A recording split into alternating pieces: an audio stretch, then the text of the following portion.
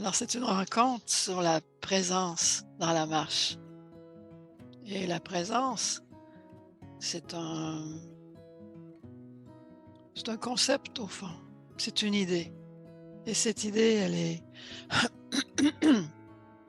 elle est unique pour chacun.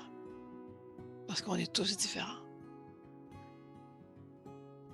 Et justement, parce qu'on est tous différents, j'aimerais ça vous entendre me parler de qu'est-ce que c'est pour vous la présence.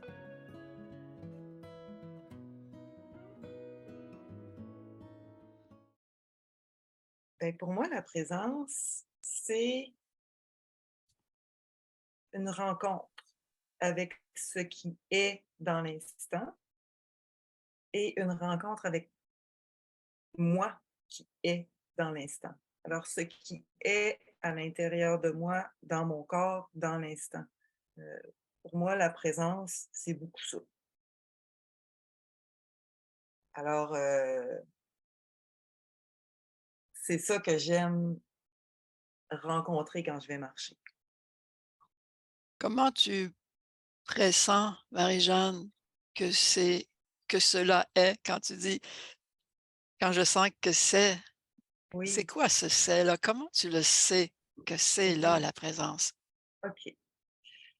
Alors c'est un jeu. Pour moi, c'est un jeu, tout d'abord. C'est pas quelque chose à atteindre, c'est pas quelque chose à vouloir. C'est vraiment un jeu d'exploration pour moi, la présence, parce que c'est quelque chose qui, dans ma vie, personnellement, n'était pas naturel d'être vraiment présente. Donc, c'est quelque chose que je m'amuse à cultiver. Et pour ça, le c'est de visiter mes signaux corporels. Qu'est-ce qui se passe dans l'instant, dans mon corps, qui souvent est très, très, très subtil. Des fois, c'est moins subtil. Des fois, j'ai un gros point dans le dos derrière l'omoplate. Ben, pour moi, le c'est d'aller rencontrer ça. Parce que j'ai compris que tout ce que je vis, que ce soit conscient ou que ce soit inconscient, se répercute dans mon corps. Sous forme de nœuds, par exemple, sous forme de tension, sous forme d'inconfort, sous forme de raideur, sous forme d'ouverture aussi. Tout ce que je vis se répercute dans mon corps. C'est d'aller visiter la partie, parce qu'il y en a plein des petites parties, d'aller visiter la partie qui suscite le plus mon attention, puis pour faire ça, bien sûr que le vecteur, qu'est-ce qui amène ma conscience dans cet endroit-là, dans mon corps, c'est mon souffle, c'est ma respiration. C'est ça qui crée le lien entre mmh, ce que je la conscience que j'ai, que je suis en train de faire dans mon jeu et ce qui est en train de se passer dans mon corps. Donc c'est vraiment une rencontre. Mmh. Une rencontre qui observe, une rencontre qui veut rien. Parce que quand la rencontre veut quelque chose, ça marche pas. Donc, c'est une rencontre qui observe, une rencontre qui accueille aussi. Hem, donc, c'est vraiment de rentrer dans mes signaux corporels. Moi, c'est tellement ça mon jeu. Puis quand je fais ça, ce qui est le fun, c'est qu'il y a tout un processus, il y a tout, comment je pourrais dire ça, un processus? Ouais, un processus qui s'enclenche naturellement.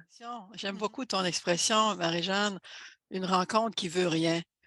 Ouais. Nathalie France et Marilyn, est-ce que ça vous a interpellé aussi, cette rencontre qui ne veut rien? Je voulais témoigner de ma démarche, moi, qui m'a amenée à développer une marge de pleine conscience et puis parce que je me suis donné des outils qui m'ont aidé à le faire parce que c'était pas naturel.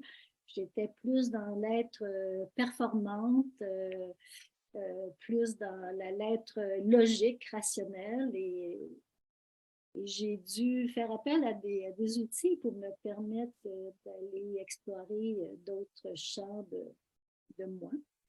Alors, la marche afghane, ça a été un premier pas parce que déjà, dans la marche afghane, de focusser sur la respiration, c'était déjà un grand pas. Je veux dire, la respiration est automatique, on n'y pense pas, mais quand on commence à y penser, à focusser, déjà, comme tu dis, Marie-Jeanne, la respiration, ça nous met en contact avec soi.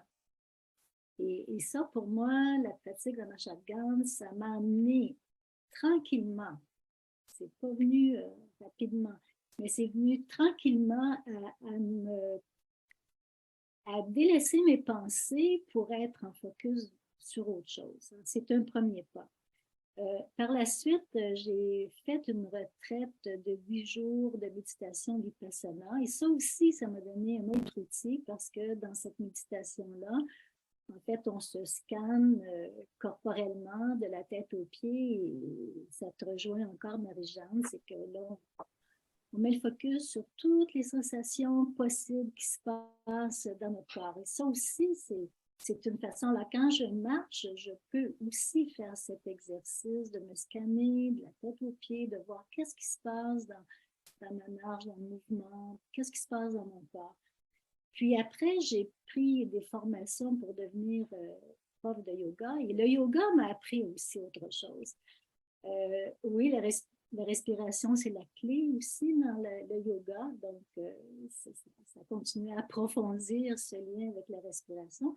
Mais le prana, hein, en yoga, l'énergie, il y a une autre dimension. Il y a l'énergie individuelle, puis il y a l'énergie universelle aussi. Et là, oups, ça m'a amené vers un niveau de conscience un peu plus élevé, à dire waouh, je suis une énergie individuelle avec une énergie universelle. Alors, quand je marche, je peux ressentir qu'il y a quelque chose de plus grand que moi. Ça m'a amené ça. Puis le yoga aussi, c'est le lien entre le corps et l'esprit. Et ça aussi, dans ma vie antérieure, moi, mon corps, je l'habillais tous les jours, je le soignais, mais je n'avais pas l'impression d'être vraiment en contact. J'ai appris à être en contact avec mon corps. Alors, le yoga m'a apporté ça aussi. Puis finalement, j'ai pris une formation comme guide Shirin-yoku. Vous savez, Shirin-yoku, c'est 2 mots japonais qui veut dire bain de forêt. Et là, ben, j'ai appris à me connecter. Quand je marche dans un boisé, dans la forêt.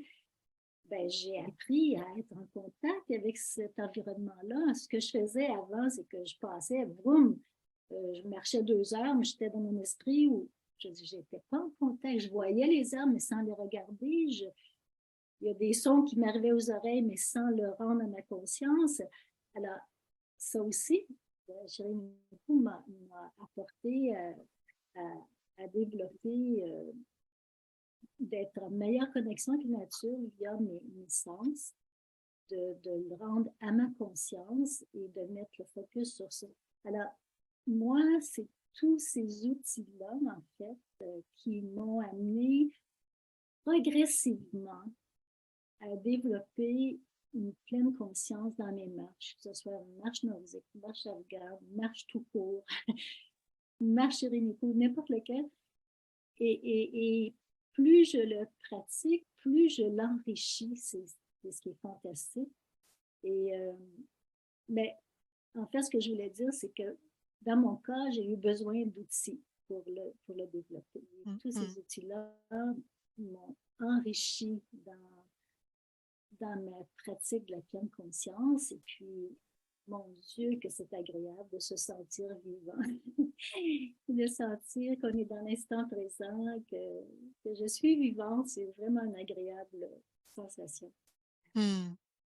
Quand je vous écoute, moi, ce qui me vient, c'est que quand je suis plus dans mon mental, j'ai l'impression que le potentiel de la présence est là. Il est tout le temps là. Et dans ma marche, je dirais que j'ai des bulles de présence.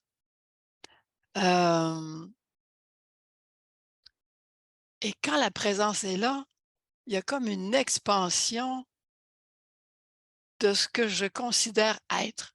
Tout à l'heure, Marie-Jeanne parlait de l'être, être. Donc, ça explose. Le petit moi, il disjoncte ça explose et puis il y a comme une nouvelle identification qui est non identifiante.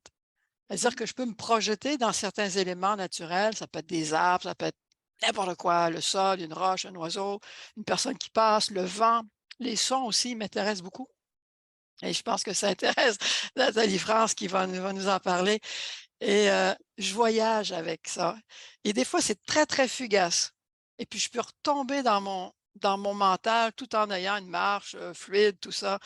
Mais Nathalie France, qu'est-ce que c'est pour toi, hein, quand tu es dans la présence? Ça ressemble à quoi? Ben, premièrement, j'adore vous écouter.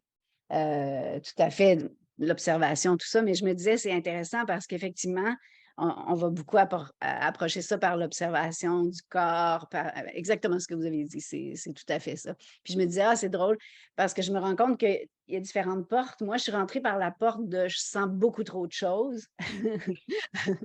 Puis je me projette, ce que tu disais quand tu disais je me projette dans la nature, je peux tu sais, devenir un arbre avec ça, mais moi, ça me faisait ça avec les gens aussi depuis que je suis petite, ce qui fait qu'il y avait tellement d'informations à gérer, tellement de mouvements dans mon corps, que soit que je voulais contrôler les choses pour arriver à comprendre qu'est-ce qui est à moi, qu'est-ce qui est à l'autre et tout. Puis une des choses extraordinaires de la forêt, c'est que c'était les mouvements les plus nourrissants qui avaient le moins qui avaient un impact plus facile.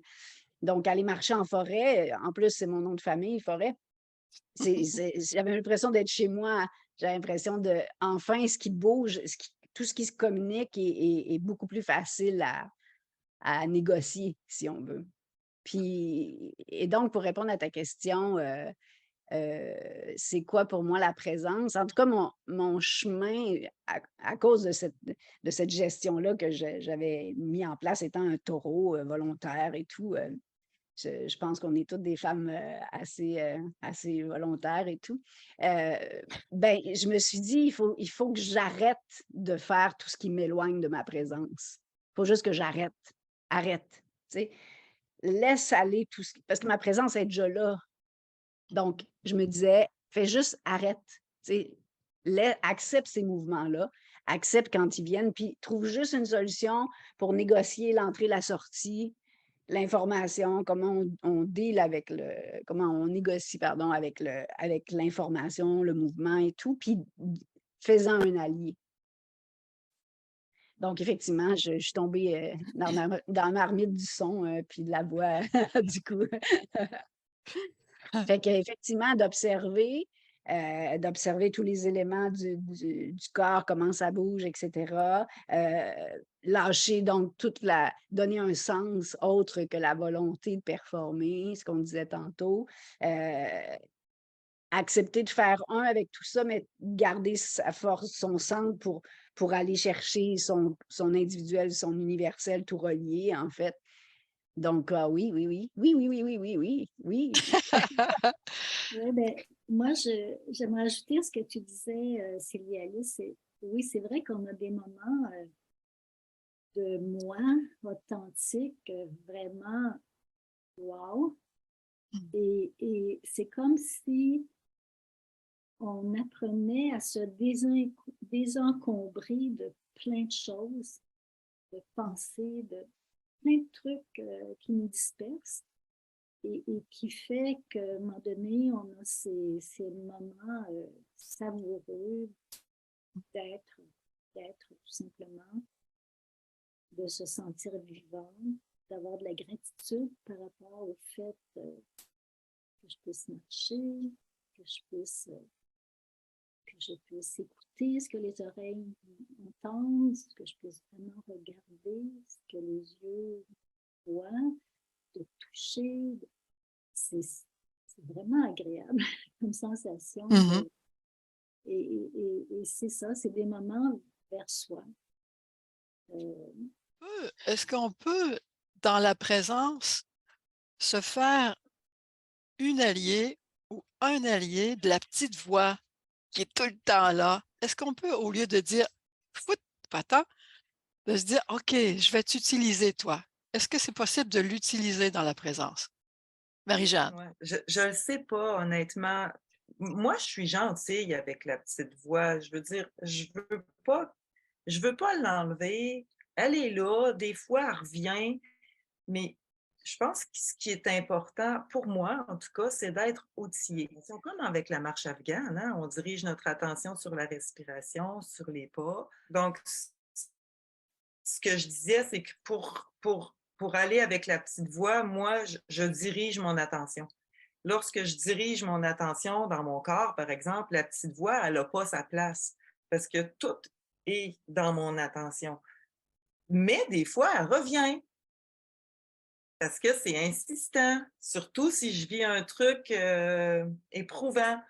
Ben, quand elle revient, je fais juste observer qu'elle revient. Ah, tiens, j'ai déconnecté. Puis je reviens avec mon attention. Je me reconnais. Moi, c'est comme ça que je fonctionne. Moi, ce que je trouve intéressant, c'est que dans le fond, ce qui est intéressant, c'est que la voix parler, chanter, puis penser, c'est les mêmes mouvements physiques. Fait qu'effectivement, on se promène des fois, elle se sépare un peu de ce qu'on est en train de faire, d'autres fois, elle se relie. Mais ce qui est chouette dans l'observation dont tu parlais, Marie-Jeanne, tantôt, c'est que une des choses que je trouve géniale, c'est que vu que la mécanique, là, les 250 muscles qui se mettent en branle pour parler ou pour chanter ou pour penser, finalement, ils se mettent en branle aussi quand on pense. Fait que, Ah, donc, si on met, c'est ça, si on met à la NASA, ils ont bâti comme ça une structure, ils l'avaient fait en latin, mais maintenant, ça doit être en anglais, avec des électrodes pour que, trop fatigués, les astronautes puissent à un moment donné juste penser puis que les choses s'écrivent. Donc, toutes les impulsions des consonnes, des voyelles, tout se fait pareil quand on pense. Donc, il y a vraiment une action physique qui démarre. Fait que je me dis, dans la même optique de ce que tu disais, Marie-Jeanne, peut-être qu'on pourrait s'amuser à aller en faire un allié physique aussi, de sentir ces mouvements de vraiment en faire un allié pour qu'il soit dans le mouvement physique qui est en train de se faire. Puis comme ça, il va moins avoir envie de s'échapper avec des pensées du futur ou du passé ou des pensées qui vont nous dérouter là, de l'espace qu'on est en train de la rencontre qu'on est en train de faire, puis de l'espace qu'on est en train d'habiter. Fait que je me dis, ça serait amusant en tout cas moi, j'aime bien aussi faire chanter, penser les gens, puis travailler pendant qu'ils chantent dans leur tête pour pouvoir prendre conscience de tout ce qui est en train de bouger puis de se jouer. Puis c'est là qu'on voit qu'en fait, bon, si on allait plus loin dans tout le concept de la télépathie et tout, mais il reste que c'est là qu'on voit que il y a toute une information qui se véhicule en plus par rapport à ça. Mais c'est bon, c'est une autre histoire. Mais mettons, disons qu'on reste dans le physique, là. mhm. Je me dis que on pourrait encore plus allier ces sensations-là dans le mouvement qu'on est en train de faire. Je mets ce possible dans l'équation, si vous me le permettez. Je ne sais pas si vous connaissez le livre, je n'ai pas les auteurs sous la main, mais en fait, c'est un scientifique et puis un philosophe. Puis ils vont dialoguer tous les deux pour savoir est-ce qu'il y a des liens entre la marche et la pensée. Mhm. Et on se rend compte que tout ce qui se passe dans notre cerveau, dans la pensée, a des similitudes aussi avec le fait de marcher, puis parce que le cerveau doit aussi envoyer des messages à nos jambes, à nos muscles pour marcher. Alors, c'est intéressant ce que tu apportes. Moi, dans mon cas, oui, en fait, j'essaie toujours d'être une observatrice de ce qui se passe. Et puis, oui, je pense souvent dans mes pensées. L'esprit humain est comme ça. Mais c'est ça, mais un peu comme vous, à chaque fois que je me rends compte que je suis dans une pensée, parce que des fois je suis dans une pensée, je fais 5 minutes puis je ne m'en rends même pas compte. Alors quand je m'en rends compte, je dis OK, esprit, s'il vous plaît, reviens les deux pieds sur terre. et, je, et je reviens dans mon observation de que ce soit la nature, ce soit mon corps, ma respiration, enfin tous les outils dont je dispose. Mais c'est incessant. Hein? Oui. Marilyn, tu parles des deux pieds sur terre et ça m'anime.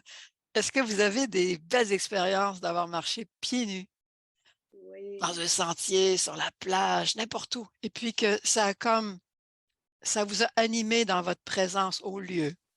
Mm.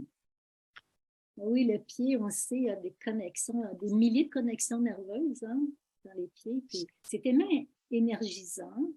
de sentir notre pied déposer sur le sol, sentir le sol qui nous soutient, sentir la chaleur, la fraîcheur, la tiédeur, bien dérouler son pied. Vraiment, tu sais, le pied, c'est tout petit. Dans le fond, on est une grande taille. Fait que nos pieds, là, sont fantastiques quand on y pense, de nous soutenir et de leur donner comment je dirais, donc, plein écran sur eux, là, en marchant. C'est une question de polarité aussi, hein, je pense. Oui. La Terre a sa polarité, le corps humain là, et les pieds ont une polarité qui vient marier celle de la Terre. Oui. Et je pense qu'on le sent physiquement. On sent. Je sais qu'on décharge de l'énergie néfaste des pieds vers le sol. Donc, c'est sûr que si on est pieds nus, il n'y a pas de barrière. Mais nos fameuses semelles, nos running shoes en caoutchouc, ils nous coupent. Donc, c'est sûr que quand on peut marcher pieds nus, c'est merveilleux. Marie-Jeanne, Nathalie France, avez-vous des anecdotes de pieds nus? Oui, moi j'en ai. On t'écoute. C'est moi. Euh, ben, comme vous dites, en pieds nus, c'est vraiment se reconnecter. Se reconnecter à des forces éthérées et de l'éther, j'imagine. Mais moi, je le vérifie. J'ai mal aux jambes, par exemple, puis j'allais marcher pieds nus dans mon rang en terre, une petite marche de 15 minutes pieds nus, plus mal aux jambes, plus mal aux jambes, tu sais? Puis je me suis amusée à aller un peu plus loin, pendant que je marche, à porter ma conscience dans mes pieds, puis de libérer les tensions au mieux, sans mettre de pression, mais au mieux de détendre mon pied en conscience quand je marche. Puis ce que je me suis rendu compte que je trouve vraiment le fun, c'est que ça met en marche tout un système de rééquilibrage dans le corps qui passe par la cheville, qui passe par le genou, qui passe par la hanche, qui monte jusqu'à la cage thoracique, jusqu'à la base du crâne. C'est tout un système de rééquilibrage juste parce que j'ai lâché mes tensions dans mes pieds. Moi, je tripe. Pour moi, c'est des jeux d'observation, ça. Puis c'est agréable lorsqu'on le fait pieds nus. C'est encore plus fort. Oui, tu parles d'observation, puis on parle de présence. On sait qu'on est en présence quand on s'observe là. Mhm. Donc, quand l'observateur est là, on est en présence. Nathalie France, est-ce que tu marches pieds Oui, nus, toi?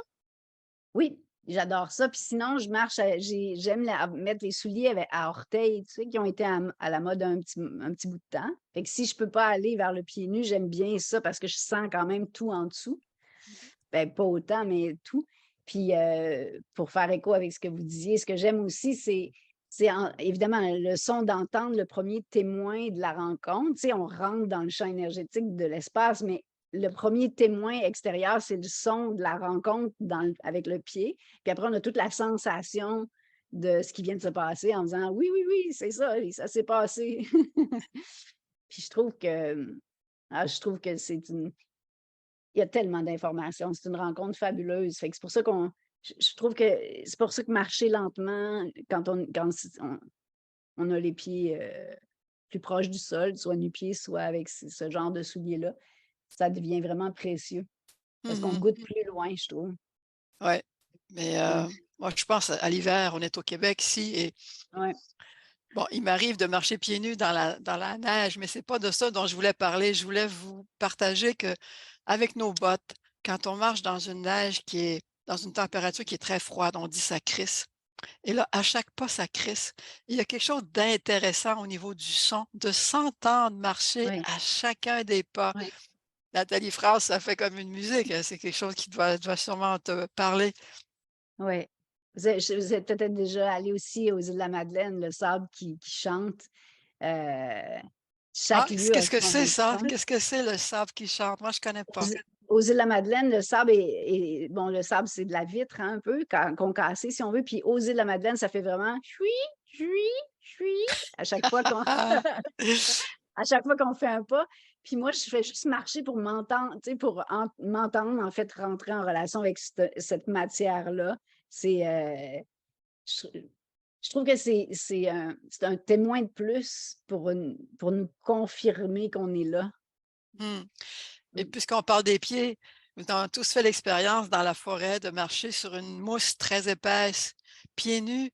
C'est très, ça purgite quasiment d'eau. Et il y a toute une sensation de, on va s'enfoncer là-dedans. Et ça fait partie de la présence aussi, je dirais. Et même, je dirais, même si on prend, moi, je prends quotidiennement presque le même sentier dans le parc national de Saint-Bruno. Je prends à peu près les mêmes sentiers. Puis, et à chaque saison, le sol est différent.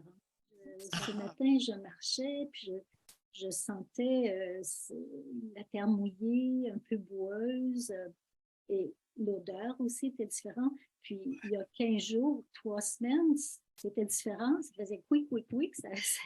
crissait, c'était la glace. Je dis, à l'automne, c'est complètement un autre Mhm. son. L'hiver, c'est un autre son. Alors, le sol diffère de saison en saison, même, je dirais, de jour en jour, là, mais Mhm. et d'être témoin de toutes ces nuances, c'est vraiment une expérience que nous, humains, on peut avoir. Fait qu'il faut en profiter puis En- le rendre à notre conscience. Oui. oui. Et puis les filles, on a tous marché dans la vague. Alors, c'est quoi le feeling de marcher dans la vague? Marie-Jeanne, t'es au Costa Rica, là. Parle-nous un petit peu de ton feeling, de la marche dans la vague. Le sable et la vague, le ressac. Et qu'est-ce que ça te fait au point de vue de présence, justement? Tu parlais des sens tout à l'heure. Ben, je vais te dire, mon expérience actuellement, là, je suis des leçons de surf. Alors, c'est pas de la marche, mais ça s'apparente. Puis j'ai l'impression, c'est vraiment un travail en conscience. Ça se fait naturellement. La vague arrive, là, puis elle me traverse. La vague, quand elle arrive, moi, personnellement, ça me faisait peur. C'est la raison pour laquelle j'ai décidé d'aller prendre des leçons. Mais la vague, quand elle arrive, j'ai compris que je ne peux pas la confronter. La vague, quand elle arrive, j'ai zéro contrôle. Je me laisse traverser par la vague. Puis quand je me laisse traverser par la vague, il y a une douceur immense. Il y a une douceur immense qui émerge de ça. Puis j'ai l'impression qu'elle apporte avec elle ce que j'ai plus besoin. C'est vraiment profond comme expérience actuellement. C'est des leçons de vie. Puis ça fait la même chose aussi quand je marche pieds nus sur le bord de la mer. Mais je me souvenais plus. Ah, c'était le feeling de la vague. Donc, dans le fond, là, la vague, là, moi, ce que j'apprends par rapport à ça, c'est le lâcher prise total, zéro contrôle sur la nature, zéro contrôle sur la force, la puissance de la nature. Par contre, la conscience que je peux mettre dans mes mouvements devient une force hyper puissante qui purifie, qui nettoie, qui let it go, qui laisse aller, qui ramène à soi, en fait. Moi, c'est ce que je vis là actuellement avec les vagues. Mhm. Moi, je partagerais qu'avec les vagues, ce que je connais, il y a plusieurs vagues, puis il y a plusieurs plages. Puis il y a des vagues qui sont même pas des vagues, c'est des vaguelettes. Et tu peux marcher là-dedans, c'est comme si tu pataugeais, un peu comme un enfant qui joue dans une flaque d'eau et tu t'avances là-dedans et ça te donne comme une légèreté. Et puis il y a les vagues qui sont plus conséquentes. Ils ont plus, c'est pas des vagues de furie, mais quand même des vagues qui viennent ébranler ton équilibre. Et toi, tu es dans cette marche sur une plage qui est en pente. Donc, tu es toujours en récupération d'équilibre. Puis en même temps, cette vague, comme tu dis, Marie-Jeanne, elle vient laver quelque chose, elle vient te nettoyer, elle vient te porter aussi. Et c'est comme une respiration, la vague. Ça, c'est sûr, sûr, sûr. Quand je marche dans la vague, ça, je le ressens fortement, que je, que je respire et elle me donne du souffle et je respire avec elle. Ouais, c'est beau ça. C'est aussi un son apaisant. Oui, Le oui. son des vagues, c'est très, très apaisant. Puis encore faut-il accueillir ces sons-là, les rendre à notre conscience. C'est toujours ça. Parce Ouais. on peut entendre sans vraiment prêter attention. Mais quand on y prête attention, je pense que l'effet est peut-être doublé, je ne sais pas. Mais oui, c'est apaise. Et puis vous savez que en Bretagne, on pratique de la marche longe-côte et c'est de plus en plus développé d'ailleurs. C'est en fait les gens, au lieu de marcher sur la plage ou marcher des sentiers, ils marchent dans l'eau à peu près à la mi-taille. Oh, Et la marche se passe donc dans l'eau, à ce niveau-là. Et ben, il y a aussi toutes sortes de sensations parce que notre corps qui traverse l'eau qui coule sur notre peau, c'est aussi de belles sensations. Aussi, l'énergie que le corps doit déployer pour mhm. Ouais. Il y a une croissance. Mhm. Alors, ben, c'est une type de marche aussi intéressante dans l'eau, d'entendre en même temps le son des vagues. En fait, la nature, elle nous offre plein de cadeaux. Faut juste les accueillir. C'est Oui. ça, Marilyn, tu le dis très bien. C'est ça la présence, c'est accueillir ce qui est. On y revient toujours, Jeanne, au verbe être, hein? On est parti avec et on y revient toujours. Nathalie France, Je- as-tu le goût d'élaborer, toi, sur... Ouais, je surferais là-dessus, justement. Ben, je me disais, ce qui est génial, c'est qu'on parlait du son de la mer et tout ça, puis je me disais, ouais, le son, c'est vraiment un informateur, hein. C'est comme ça nous permet d'apprivoiser. Puis je me disais, c'est vrai que c'est un défi. En fait, marcher, c'est apprivoiser, c'est rencontrer la terre puis sa matière, je trouve. Tu sais, c'est une rencontre avec la matière. Puis je me disais, c'est fou parce qu'il y a des matières, justement, l'eau, par exemple, on va sentir autant la force que ses possibilités de nous nettoyer, donc c'est vraiment, je pense, facilitant d'aller vers la matière, d'accepter qu'il y a un apprivoisement à faire, parce que la matière, c'est aussi puissant que nourrissant, mais c'est aussi épeurant qu'agréable, je pense. Hem, Puis pour certaines personnes, ça va être beaucoup plus facile avec l'eau, pour d'autres, ça va être beaucoup plus facile avec le bois. Tout le monde aime, je pense, grosso modo, physiquement rentrer en relation tranquillement avec la matière, mais pas à la même vitesse, pas de la même façon. Il y a beaucoup d'apprivoisement parfois. Puis c'est juste frapper 2 bouts de bois, juste frapper 2 pierres ensemble, le corps réagit déjà. Donc il y a vraiment une relation qui est déjà là, qui est déjà, on est sur terre. Donc le corps a déjà créé sa reliance, créer ses fils. Mais j'ai l'impression qu'il y a toute une autre étape, puis qu'effectivement, quand on a le réflexe d'aller vers, puis de s'en servir, puis de voir les atouts de cette matière-là, puis de quelle façon elle peut venir nous nourrir, faire une différence avec, tu sais, comment on peut s'y relier et tout. Puis je pense que c'est plus facilitant. Fait que pour ça, il faut accepter que ça bouge, évidemment, qu'il y ait une rencontre, qu'il y ait du mouvement, puis que ça bouge, là. Hmm. Mais je me dis que souvent, pour les gens très fonceurs, c'est d'accepter qu'il y a un apprivoisement à faire. Tu sais, que tout n'est pas parce qu'on a le caractère, tout n'est pas d'emblée déjà là, facile, etc. Puis pour ceux qui ont plus le réflexe de se retirer, d'accepter d'y aller doucement, mais de faire confiance à cette rencontre-là. Hmm. Donc, si je Mm. comprends bien, euh, on peut pas décider d'être en présence dans la marche, mais on peut se disposer à être en présence dans la marche. Est-ce que C'est c'est ce que ça? je crois. C'est ce que je crois. Je crois qu'en acceptant, justement en s'observant, puis en acceptant tous les mouvements, en acceptant les besoins de sécurité, les besoins, en acceptant tout ce qui est là, tout ce qu'on disait au début, Marie-Jeanne le disait aussi, puis Marilyn aussi, là, d'accepter tout ce qui est là, mais aussi ce temps d'apprivoisement-là, ce temps de rencontre-là, cette matière-là qui a tout, hein. On peut aimer les vagues, on peut en avoir peur pour plusieurs raisons. Puis mais à la fois rentrer en relation avec la goutte si l'océan fait peur. Tu sais? Mhm, Je oui, oui. je dirais de s'offrir cette douceur-là, Mm, de cette bienveillance-là, de prendre, d'être à sa vitesse pour créer la rencontre. Moi, mm, j'ajouterais que oui, se mettre, se disposer pour ça, oui. Mais moi, dans mon cas, je veux dire, j'ai eu vraiment besoin d'outils pour le faire. J'étais très éloignée de tout ça. Puis je me rends compte, là, dans mon entourage, c'est le lot d'à peu près la majorité, là. ouais.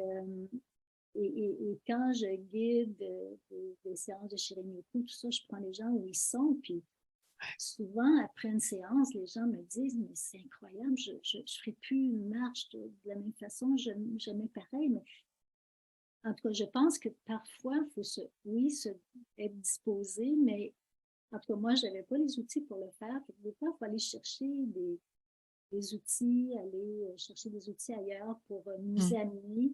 Puis moi, je veux dire, c'est l'ensemble de tout ce que j'ai fait qui m'a amené progressivement mm. vers, à développer cette pleine conscience. Quand tu parles d'outils, Marilyn, dans le contexte du Shinrin-yoku, je pense que tu parles des invitations. Donc, c'est des outils très subtils et on peut se les offrir à soi, mais on peut, avec un guide comme toi, dans un Shinrin-yoku, être invité à Oui. prendre conscience. Parce que je me rends compte que les gens, ils ne savent pas. Ils savent pas. Puis souvent, c'est des gens qui aiment la nature. S'ils viennent à ma séance, c'est parce que déjà, ils aiment la nature. Mais je vois aussi, je constate qu'ils ne savent pas comment se connecter à la nature. Ils ne savent pas prendre conscience de toutes les sensations de leur sens, de le rendre à leur conscience, puis de constater l'effet de ces perceptions sur eux. Tout ça, c'est un cheminement, puis ça se fait, en tout cas, moi, ça ne s'est pas fait de façon automatique, j'étais loin de ça, puis je me rends compte qu'il y a plein de monde qui sont aussi très loin de ça, et donc, des fois, se donner des outils, que ce soit le yoga, que ce soit, il y a plein d'autres disciplines, la marche afghane, c'en est une, mais euh, je dirais que quand on ne sait pas comment, des fois, il faut aller chercher des outils pour apprendre. Moi, je Mm, dirais une chance qu'on ça, on s'entraide. On s'entraide avec tous ces outils-là, hein, parce que la présence de l'autre va te guider dans les moments où toi, c'est plus difficile à retrouver, par exemple. Je trouve qu'on s'influence beaucoup, beaucoup plus qu'on pense. Puis avec justement avec tous ces outils-là, ben, on peut apprivoiser le fait que effectivement, comme je disais tout à l'heure, arrêter de faire tout ce qui nous éloigne de notre présence. C'est comme arrêter tout ce qu'on met en place sans s'en rendre compte. Puis effectivement, parfois, on a besoin, ben souvent, on a besoin des autres, en fait, pour y goûter, là. Ça, il y a pas photo. On a besoin les uns des autres, ça, c'est clair. C'est même moi, je trouve qu'apprendre ensemble, c'est beaucoup plus, parce que moi, j'aime le monde, donc voir la beauté chez l'autre, ça me donne beaucoup plus envie de l'accepter chez moi. mhm. Tu Donc, parles de goût, tu parles de goût. Alors, à chacune, je vais vous demander, c'est quoi le goût de la présence pour vous dans votre marche qui est en présence? C'est quoi les qualités, c'est quoi les goûts que vous pouvez partager avec l'autre pour qu'il comprenne ce que vous vivez? La, la sensation qu'on a, en fait, Mmh. quand ben, je peux parler de ma marche de ce matin.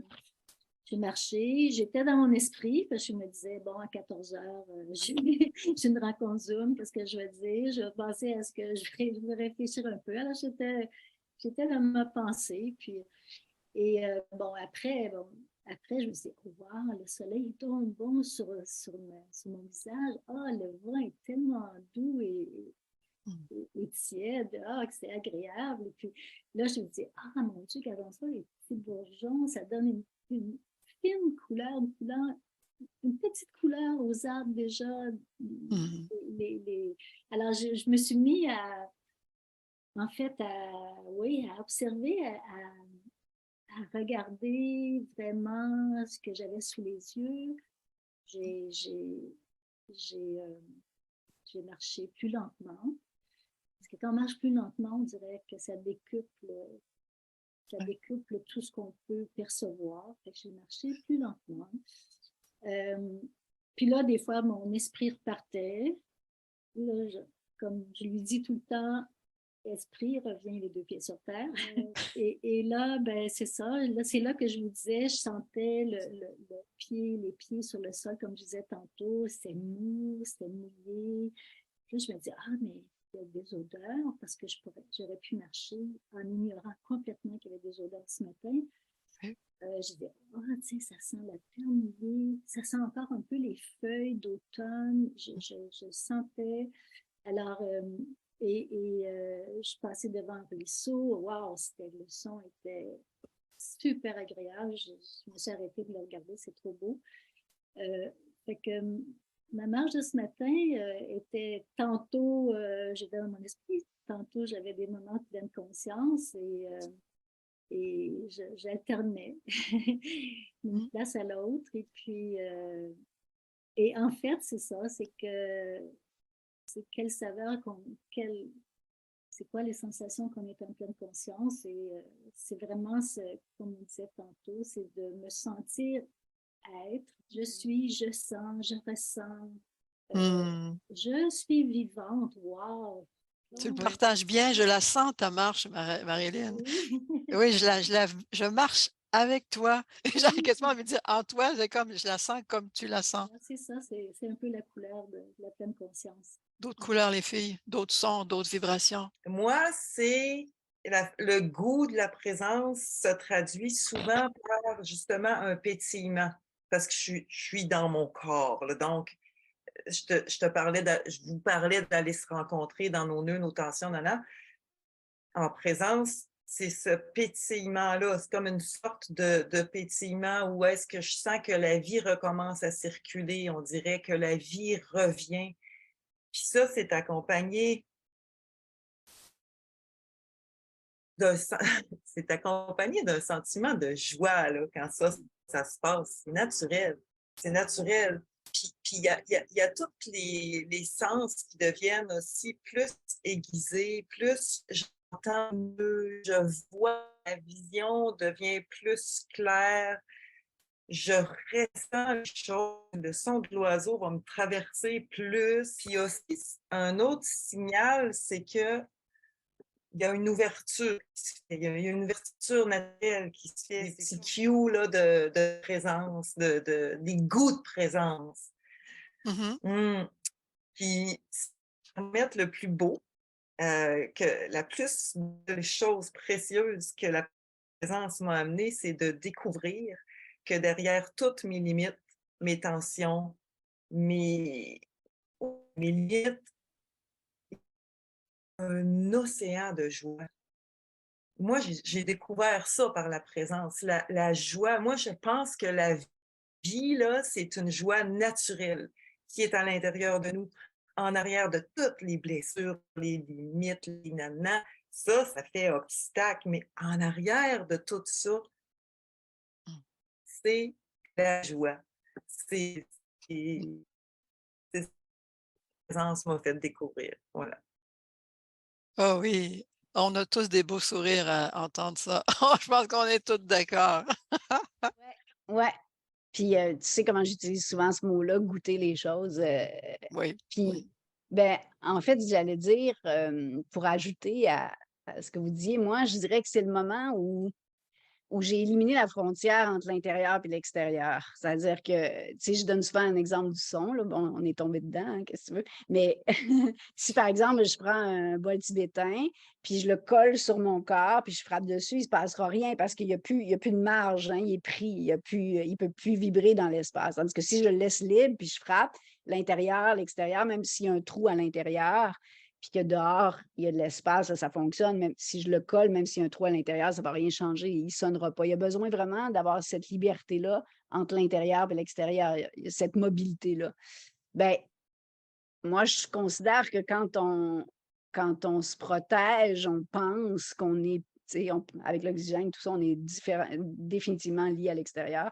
On a l'impression qu'on peut fermer les écoutilles, puis on crée des murs entre Alors, une fois qu'on arrive à trouver bien son centre, puis qu'on trouve l'endroit où se relier, là, on ne veut pas juste flotter dans les airs, mais qu'on trouve l'endroit à l'intérieur là, où l'âme est présent, est solide et goûte quelque chose, on se relie. Bien, il y a un moment donné où je trouve qu'il n'y a plus de parois, c'est-à-dire que je- il y a l'océan, puis il y a moi qui est l'océan, puis l'océan qui est moi. Tu sais, il y a un moment où je trouve qu'il n'y a plus il y a plus ces murs-là entre nous, puis c'est là que j'ai vraiment l'impression d'habiter la Terre.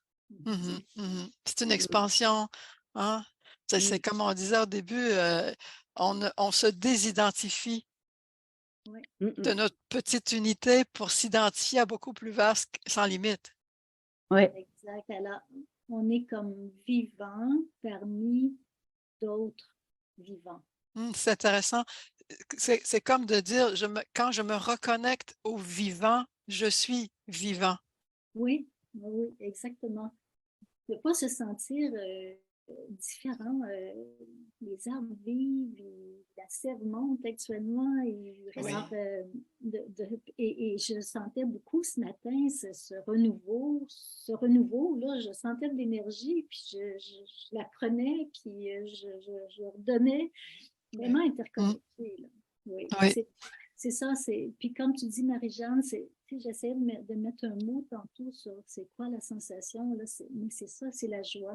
Les filles, si La vous joie. aviez un message, un dernier message à partager aux gens qui sont inspirés par la marche et qui peut-être utilisent la marche afghane, mais qui sont inspirés par l'être, leur être et l'être dans la marche. Qu'est-ce que vous leur diriez? Une dernière chose. Moi, je dirais, la vie est courte, là. Passez pas à côté de la vie. Moi, j'ai l'impression, je veux dire, pour moi, il y a un avant puis un après, là. Je dirais, avant, j'étais dans la performance, j'étais dans ma profession, j'étais dans l'efficacité, la rationalité et tout ça. Puis, j'ai, ben, c'est comme je disais tantôt, moi, dans mon cas, je suis allée chercher des outils qui m'ont amené à progressivement aller vers la pleine conscience.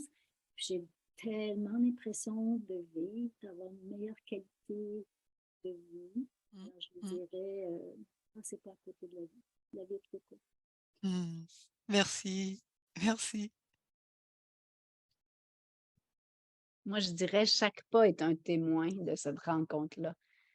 Chaque pas est un témoin sonore, sensoriel. Tu sais, c'est vraiment un témoin. C'est comme si tu dis, je suis là, je te rencontre à chaque pas. Puis je me dis, juste goûter à ça pour commencer, là.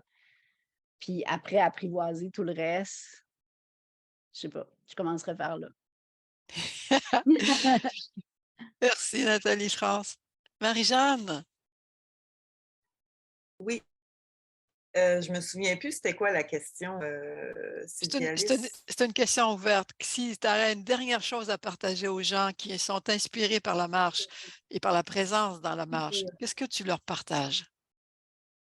Ben moi, j'encourage beaucoup, beaucoup, beaucoup développer la curiosité, développer l'exploration, prendre ça comme un jeu, une expérience. La présence, c'est une expérience, c'est quelque chose qui se vit. Puis pour ça, ça demande ça demande juste, tu sais, d'être comme un enfant, d'être curieux, de vouloir se lancer dans une expérience, puis de le prendre comme un jeu. Donc là, à ce moment-là, il n'y a pas de pression, il n'y a pas de jugement non plus. Le jugement n'a pas sa place. Dire: «Ah, ben moi, j'y arrive pas». Non, non, non, mais attends, joue, joue encore, amuse-toi.